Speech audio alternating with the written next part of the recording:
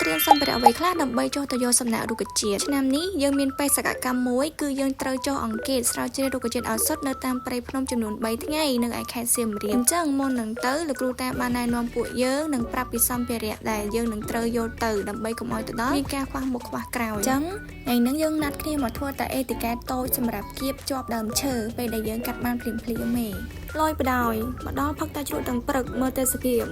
Why I really enjoy the view here បានចាំមកផ្លែតមកភ័ក្របងភឿនយើងក៏មកដល់ហើយពួកយើងក៏បានជួយគ្នា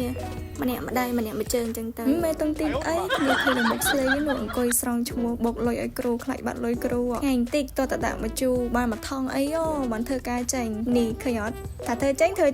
អ្នកខ្លះកាត់អ្នកខ្លះគៀបអ្នកខ្លះចោះអីអញ្ចឹងទៅបន្ទាប់ពីធ្វើបានពុំគំរូមួយហើយយើងស្រួលទេអ្នកគូចិត្តគូទៅអ្នកកាត់ចិត្តកាត់ទៅហើយសំខាន់ណាមានអ្នកទិញវ៉ាលីមក unboxing នៅនឹងទៀតអូយសាហាវហ្មងបានទៅភូមិលឹកណាគឺអត់ផ្លេចគេញ៉ាំផាត់នឹងឆ្ងាញ់មែនណាអត់ដាក់លើដល់ជាពិសេសទៅជ្រលក់នឹងហ្មងហើយបោះនំប៉័ងវិញឡើងស្រួយឆ្ងាញ់ហ្មងក្លាប់មកការងារយើងវិញឥឡូវដល់វគ្គវិញបោះហើយយើងគួចវាតាក់ជាប់ទៅនឹងអេតិកែតរបស់យើងទៅដែលអេតិកែតហ្នឹងយើងត្រូវសរសេរពីលេខកូដពីឈ្មោះរុក្ខជាតិពីតំបន់ដែលយើងត្រូវយកសំណាក់ណាហើយនៅថ្ងៃខែដែលយើងយកសំណាក់ផងដែរចឹងវីដេអូនេះមានតែប៉ុណ្្នឹងទេចាំជួបគ្នាថ្ងៃចុះព្រៃបាយ